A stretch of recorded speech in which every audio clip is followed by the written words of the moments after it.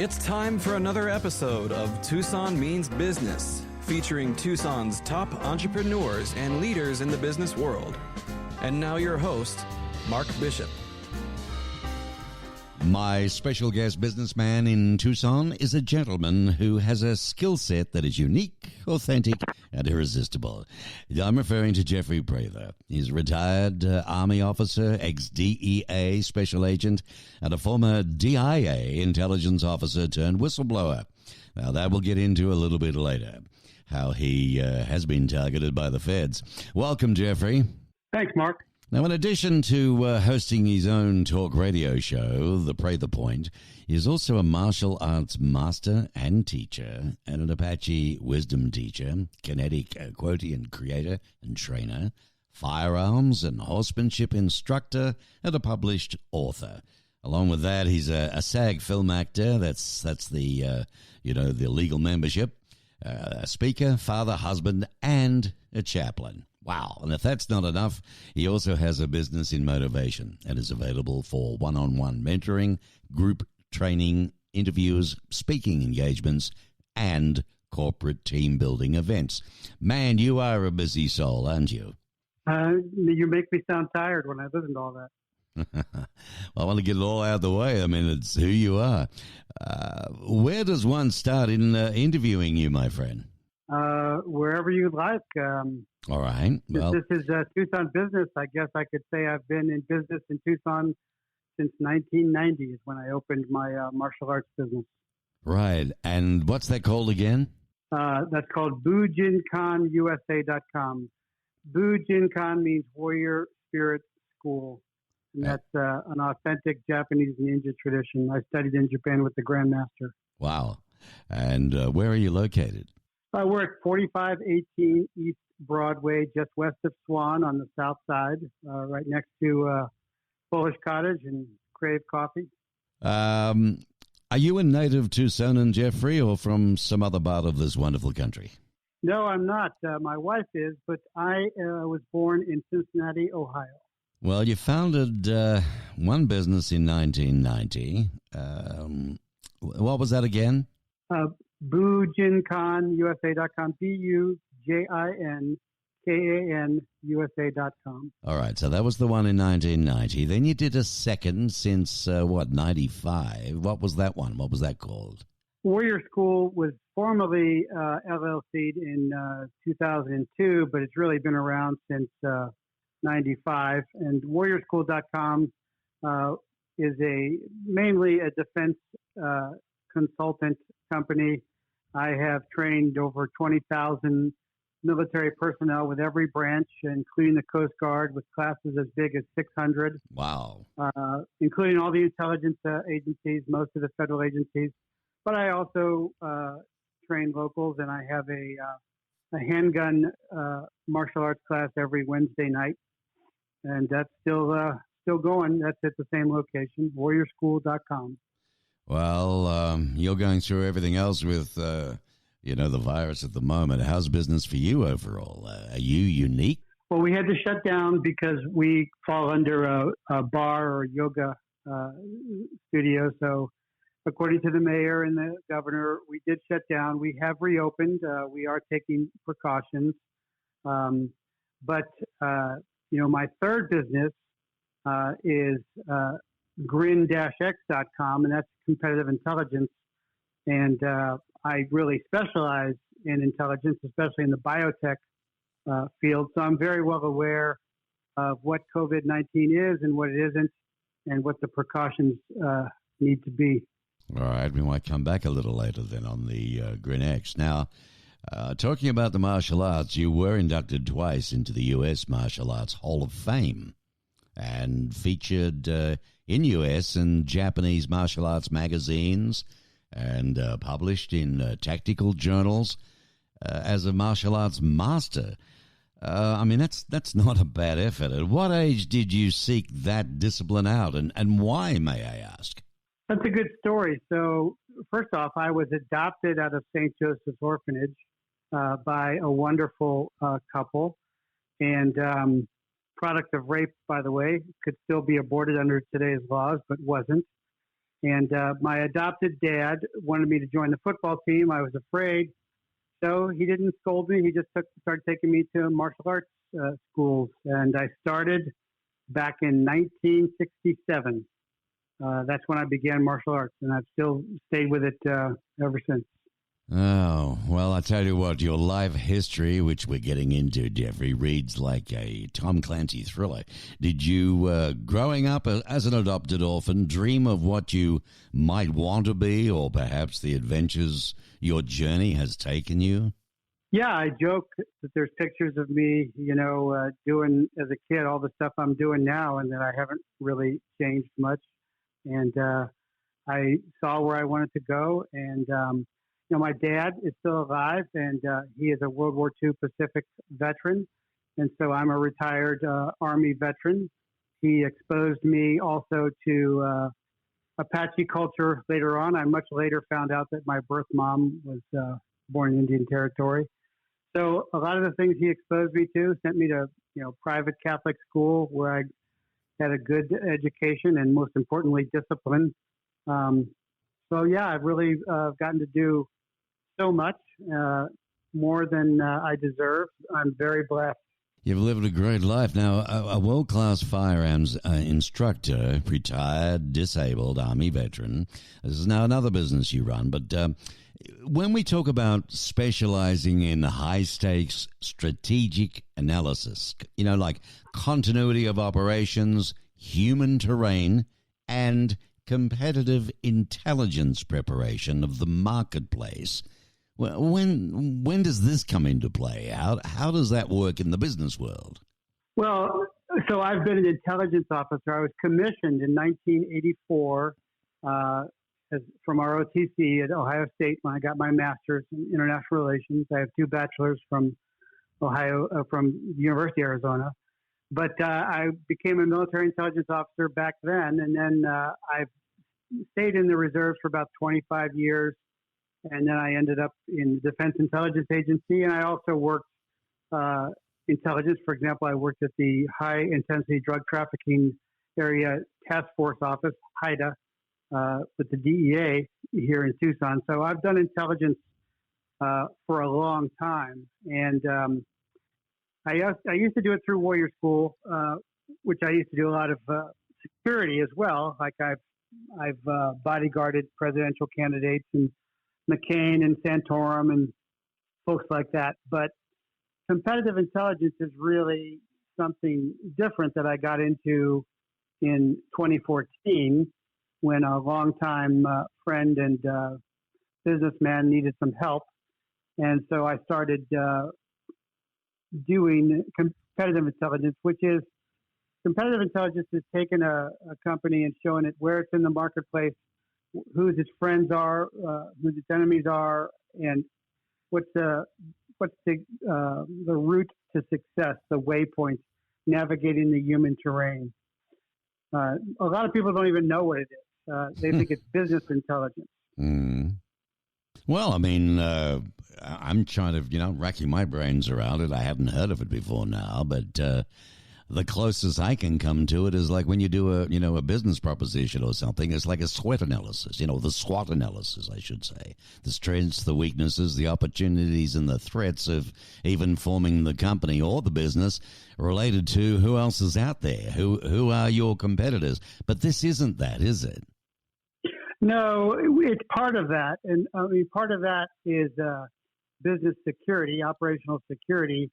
And a lot of folks think only of cybersecurity and physical security and personnel security, but that's passive and reactive. Competitive intelligence.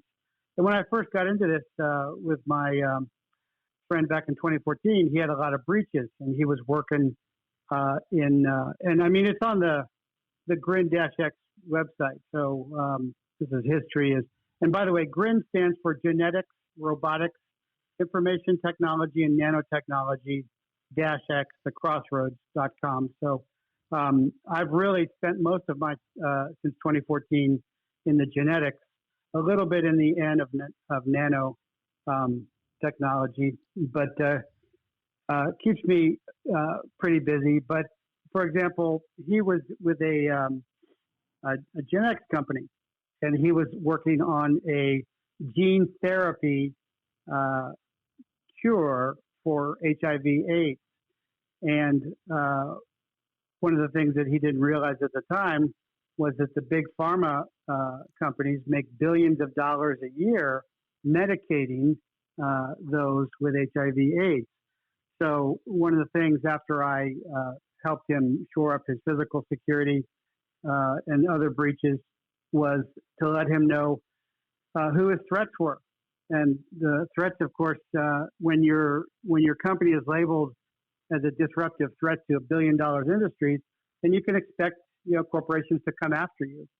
And that doesn't mean shooting you or anything, but that means, for example, corporate espionage is stealing technology, and that's been happening. And the biggest story of that was in January when Dr. Lieber at Harvard was arrested by the FBI for spying for Wuhan. And the other part of that is corporate sabotage, which can just be tying you up in court while your patents or trademarks languish. Ah, right. Well, that makes sense. Yeah, interesting. Fascinating stuff. Well, we're going to come back on the GreenX thing too. That appeals to me a little, but I want to go on to this now. Now, you're an ex-DEA special agent, right? And a former DIA branch chief, specializing in high-stakes strategic analysis. And this was the, continuity of operations, human terrain, competitive intelligence. So you're really prepared, aren't you, with your background for the marketplace? What advice would you give, business today in a nutshell? Well, for example, COOP, continuity of operations, is something I did for the DIA headquarters. Of course, that's the Defense Intelligence Agency. That's the Pentagon, CIA. And what that, in a nutshell, means that, for example, if there was another 9/11 strike in D.C., where would the command structure move and be able to function? And I don't know if you remember back when during the Iran hostage situation under President Carter and President Reagan was coming in, but that's when Delta Force got its first operation. And, that was a crisis because there was a CH-47 that sliced into a C-130 in the desert. And the Delta commander, Jerry Beckwith back then, taped a light stick, a chem light stick, onto a stick and stuck it in the ground. And that became, in the crisis and the flames and the death, and that became the center of operations. So he had to move from his command aircraft to sticking a light stick in the desert. So continuity of operations, I also did this for the DEA in New York, is being able to continue your business operations. The first thing always is personnel safety. But after that, you want to be able to move to another location quickly and vitally, whether that's on foot or bicycle or whatever, and continue. And right now, you're seeing a lot of businesses that did not have any COOP plans in place. Right. They weren't prepared to continue with this plague, which really, I talk about this on my show, and another website is jeffreyprather.com with my podcast. But really, this was a bioweapon that was released to create a psychological operations impact for economic warfare with the Chinese. This is really what that is, and it has served its purpose. And a lot of people weren't prepared for that. The folks that I work for obviously were prepared because we planned for that. But surprisingly, a lot of big businesses do not, even if they have a competitive intelligence shop. And most major companies do have a competitive intelligence shop, but it's pretty limited in scope. Yeah, well, let's face it, a lot of companies don't even have security for their, online networks and so on, for their IT structures. never mind anything else. That's true too. They often think that an IT guy is a cybersecurity guy, and it's not the same thing at all. No, cybersecurity is critical these days. Interesting thought though on the Chinese in reference to the COVID-19. We might come back on that a bit later. Now a thought leader. You're a business coach, radio host, life coach, skills teacher, a chaplain, and a dad and a husband. I'm surprised you found time for that. But how does this role for you intertwine with such a dynamic career history?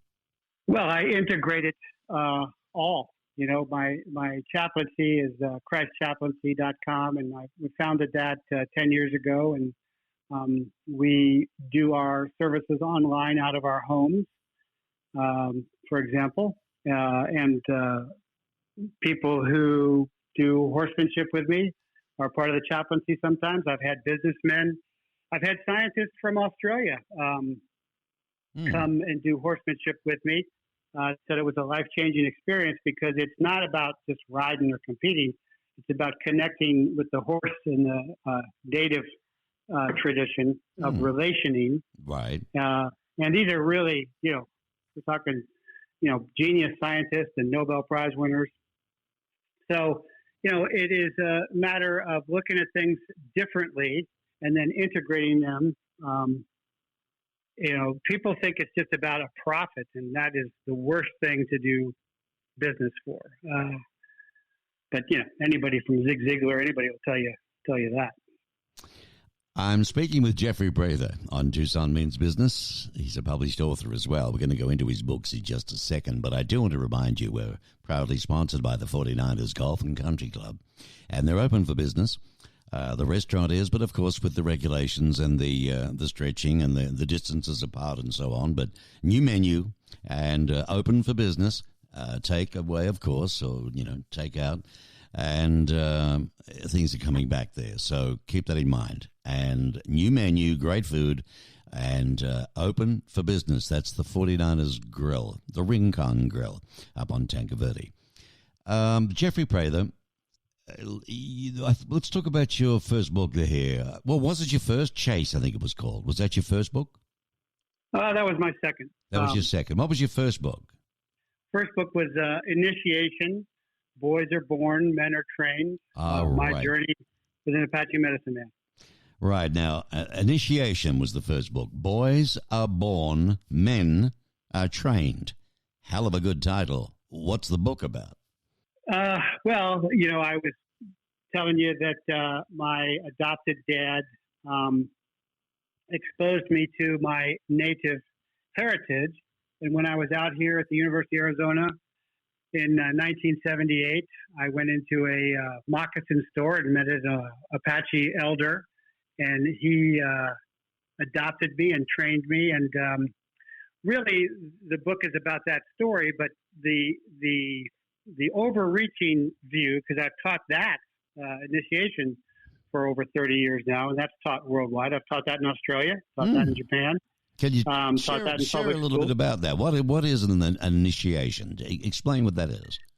Well, the premise is that our society is in crisis, and our society is in crisis not only because we are killing our children and preying on our children, which is abortion. I'm totally anti-abortion. But also because children are preying on each other. Children are raping and murdering each other at ever younger ages. And no society that preys on their young will survive. Right. It's just simple math. So the reason that I posit that children are preying each other is because physically grown males, and to a lesser extent females, are not spiritually or emotionally or mentally mature. And so that's why you see all the gangs, and you see, at the worst part, you see gangs. At the best part, you see shows like Friends, where there are 30-somethings who just really have no concept of how to conduct themselves. And the reason for that, in turn, is that there are no rites of passage training kids at adolescence, at puberty, for adulthood.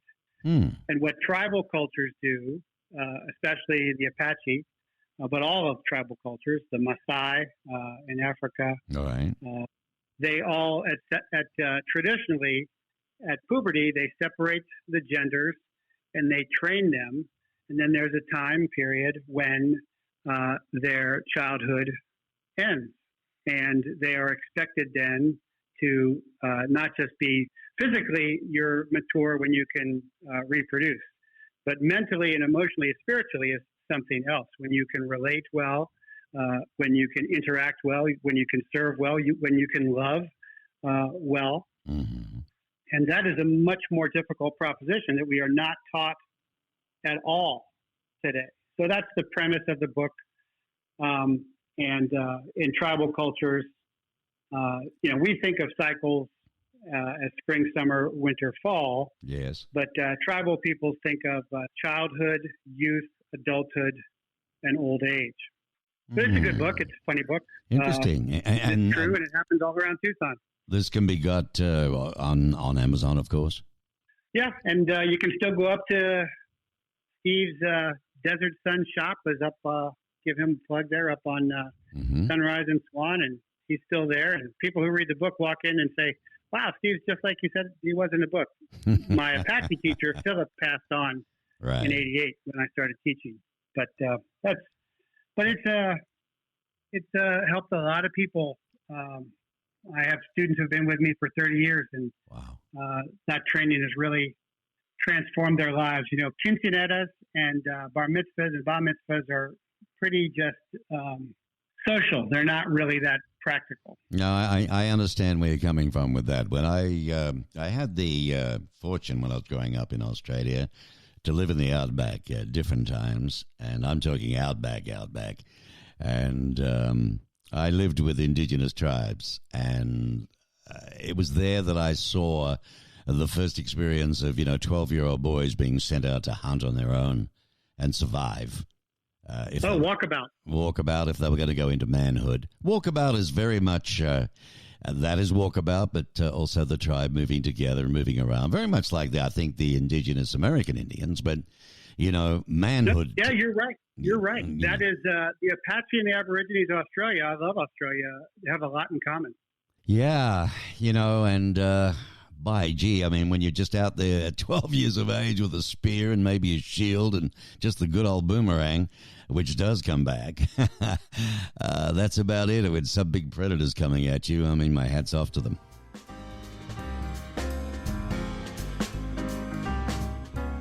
Always an interesting show with the 49ers Golf and Country Club sponsoring this Tucson Means Business. That we're very grateful for.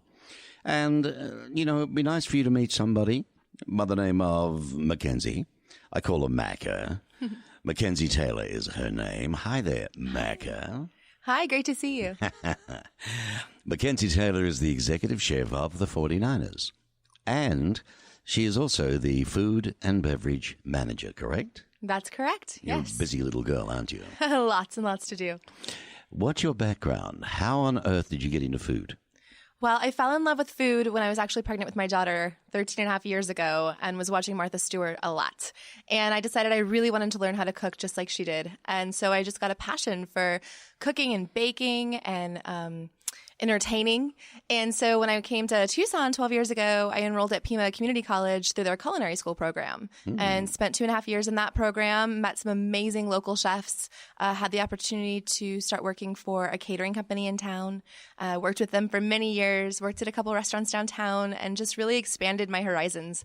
When I got the opportunity to be the executive chef at Pantano Christian Church on the east side. That was amazing. We got to feed so many people, and it was such a community-driven atmosphere. It was amazing. I think it was in the vicinity of some 2,000 or something, wasn't it? Yes, we have a lot of wonderful members who come weekly and who join us for breakfast and lunch. That's a lot of cooking, isn't it? It was a lot of cooking. But it truly prepared me for what we're doing now, too, at the country club. So. There you go. Now, this wonderful training that you got at Pima, what was that, 2 years, did you say?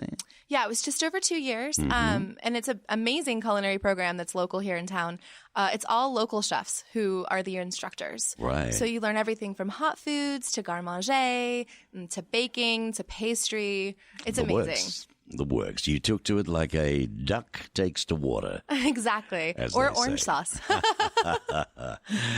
Because it's evident in your food. I mean, people at the Rincon Grill, which is at the 49ers Golf and Country Club, who proudly sponsor Tucson Means Business, they're raving about all your wonderful changes and things that you've done. So I think you learnt with a passion, and I think it's part of you. It's just who you are, yes? Thank you. Yes. Yeah. The passion definitely radiates. I always say if you don't have passion in the kitchen, get out because it is too hot and crazy in there if you're not doing what you love. Exactly.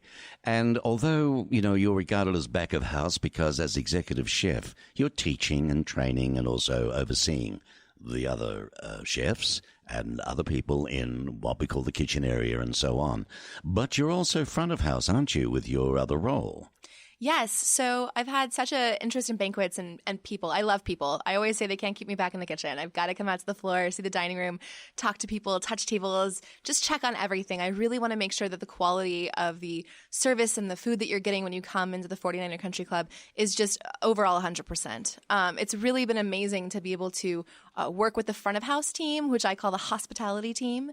So our hospitality team and our culinary team really have the same direction, the same vision for where we're going. And I think that's really exciting to see. It is. And you are leading the fray. There's no doubt about that. And when we talk about, there's fine dining and then there's just, finger foods, right? And just bar foods. It's interesting that the Rincon Grill is neither. Right. But it's all. It's everything. Exactly. We want you to have amazing bar food. We want you to have a nice cold beer after a hot game of golf out there and feel comfortable ordering soft pretzels and wings. But we also want to really give you a variety on our dinner menu as well of, beautiful mahi-mahi and salmon and chicken piccata. And of course, it wouldn't be a country club without a perfect club sandwich. So we definitely have those offerings as well. Mackenzie Taylor, Executive Chef Extraordinaire of the Rincon Grill. When you do go there, ask for her. She'd love to meet you. We'll talk more with her later on. Talking with Jeffrey Prather, your second book is called Chase. It's about a Border Patrol agent and an Apache rancher, John Horse, with the fight to stop terrorists smuggling a suitcase, nuke, across the southern border to the Fiesta Bowl. I've been here long enough to know and remember the Fiesta Bowl. This is fact-based fiction by an ex-DEA special agent, Jeffrey, whom you're listening to, who spent a decade on the border. I bet you got a few stories there to talk about. Yeah, sure do. I was on the border with DEA from 1990 to 2000.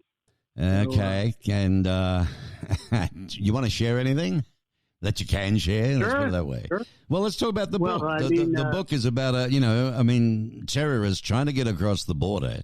Americans back east don't realize the borders here open as much as what we've had and what we got. And there's lots of bad eggs that come across, parts of the world to come up through Mexico, don't they? And they sure do. Here is a case with smuggling a suitcase with a nuke in it across the southern border. What was the plan to do with that nuke? So that was this, and all at the end of every chapter of the book, I show newspaper articles or research that shows how feasible this could happen. When Russia falls, they sell some of their nukes.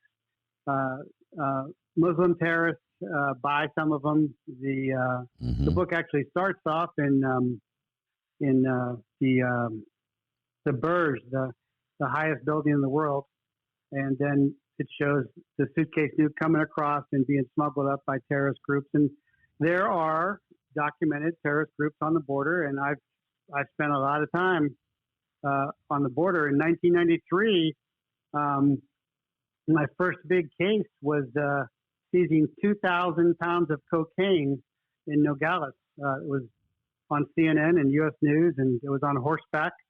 And so the book it's fiction, but it's very close to reality. Right. Because these transnational cartels are bigger than governments, and nothing passes through the plazas, the corridors from Arizona to Mexico without being paid by the cartels. So originally it was going to be a script, and it was because I had done a movie with Academy Award winner Wes Studi. He's a Cherokee Vietnam vet, and he got a hold of Val Kilmer, and Val Kilmer called me up, and Val was going to do it, but as what happens with many movie deals, it fell apart. That was a shame. But still a really good book. Because I think if that had have come out as a movie, at that time or just after, I think people would realize a little more about just how serious the border factor is. All they see, and it upsets me too, all they see is the media showing, babies behind cages and families starving or starving of water. They don't see the other side of it by the looks of things. I mean, I'm a guy looking in from the outside, you know what I mean? And it's obvious to me.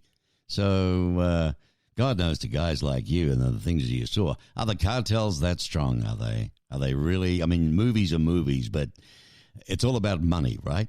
Yeah, and that's why the movie didn't get made, is because it was too politically incorrect. And the cartels are stronger than you think. Again, I did a pilot for a TV show because I've done TV as well on the border, and I learned there that there were congressmen, people that had been bought off. And, the fentanyl crisis in America is fentanyl coming up through the border, but it's coming out of China.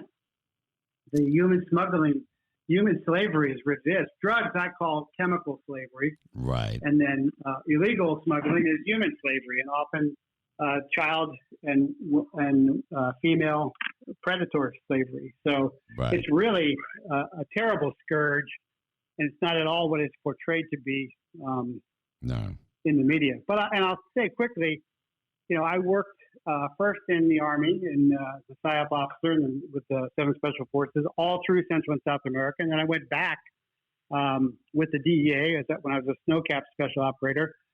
And the Latin American people, Central and South American people, are great people. I've been welcomed into so many homes, little dirt floor homes, and fed. And I have worked at all levels, at senior government, in the Andes with the Amada Indians. Great people.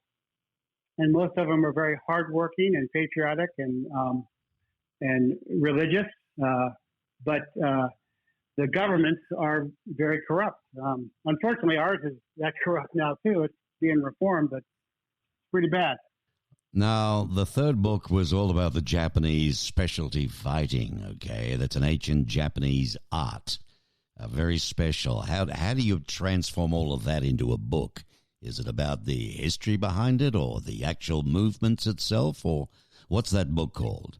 Well, that book is CQC, Close Quarter Combat book. That's out of print, and that is I trained about 17,000 military personnel and combatives for when when the War on Terror was happening. There was a requirement, so that's when I was doing 600 students a day with 10 assistant instructors down at Camp Shelby, and that's based upon my martial art, which is ninjutsu, which the ninja are not what they are portrayed in the movies, because just like the Indians aren't what they're portrayed, because the victors write the history.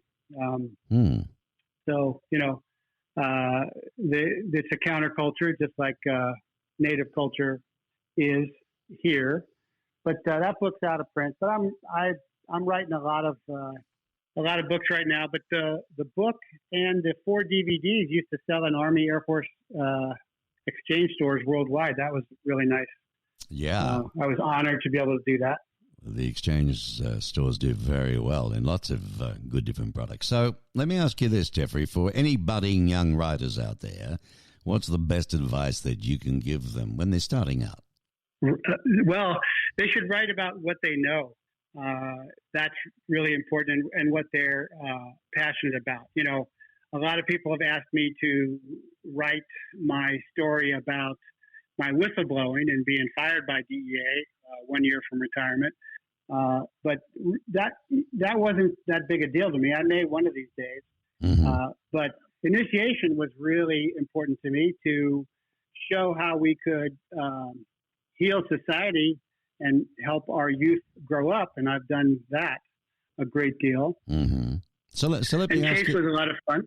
when you, I mean, did you take down notes for later on when you were doing, your work to write about, or when you were ready, did you just sort of sit down and it started to flow? Well, that's an interesting question. So when Philip died, I was deployed and I wrote his sister up on San Carlos Reservation, and she wrote me back he died. And so that's when I started teaching, because he had told me that I needed to carry on this tradition. And so I've been teaching that for over 30 years. And so, I mean, it's pretty second nature to me. I have teachers around the country that teach it. A lot of kids that have grown up doing it. A lot of lives that have been saved and changed by doing that. So when DEA was coming after me for my whistleblowing, they moved me to New York. And I'm a country boy. My horses are out back, and I'm always out. In New York, I had no interest in, so I just sat down and wrote. I just wrote and wrote and wrote. It's still, I'm starting to do that as I'm getting older now, 63.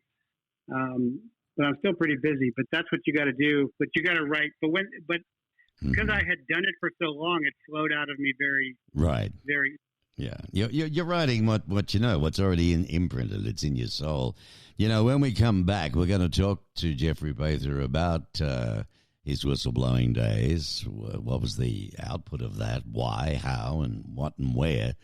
And some other very interesting things as well. Because you're listening to Tucson Means Business. He is a businessman and a very busy businessman here in Tucson.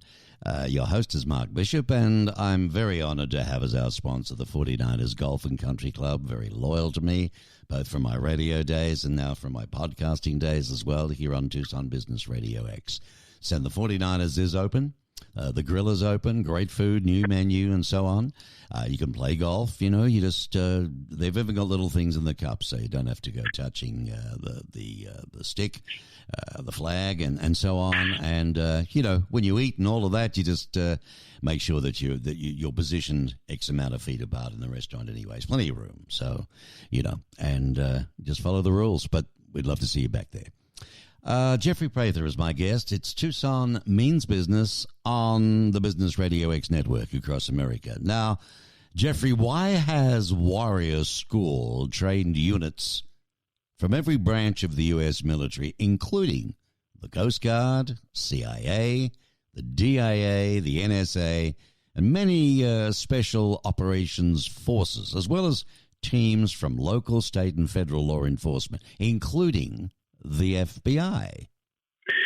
Well, so when I was with 7 Special Forces Group, I wasn't on a team, but I was on a B team, which is a support team because I was an intel guy. But I got to go to Special Operations Tactics School, which is precision shooting. So I was taught by the best gunfighters in the world, Delta operators, how to shoot. For you, down under, that's SAS. That's the corollary. It was developed off the British SAS. And then I became a DEA firearms instructor. That's a very difficult course in '93. So I've always been teaching a lot of gunfighting and firearms. And I've also gotten to go to evasive driving, like wounded passenger driving school and all that. So, how did you come to be a strategy consultant to Tucson-based? Is it Calimune or Calimune, which sold to CSL Beering for something like $416,000? Wasn't that $1 million? And my research, I came across that. $416 million. Hear me? Yeah, I've lost you, Jeffrey. I've lost you again. Something's gone wrong with the old phone here. Maybe someone's listening in, eh? Oh, not a problem. What I want to do, Jeffrey, is come back and talk about some other stuff with you and some other... You're very interesting. You've got a great history, and I'd love to do another show with you and talk about lots of things that maybe we don't know about. I might do that on the Mark Bishop Show, which is a separate deal. And you know, we could find out a little bit more about perhaps what's going on in the world today. Jeffrey Prather was my guest. He's here in Tucson. He's a businessman and lots of wonderful past history. And he was brought to us today by the 49ers Golf and Country Club.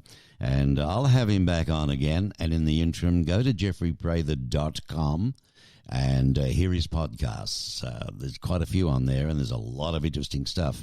And, you know, judge for yourself, okay? So I trust you enjoyed what you did here. We'll come back with another Tucson Means Business fairly soon.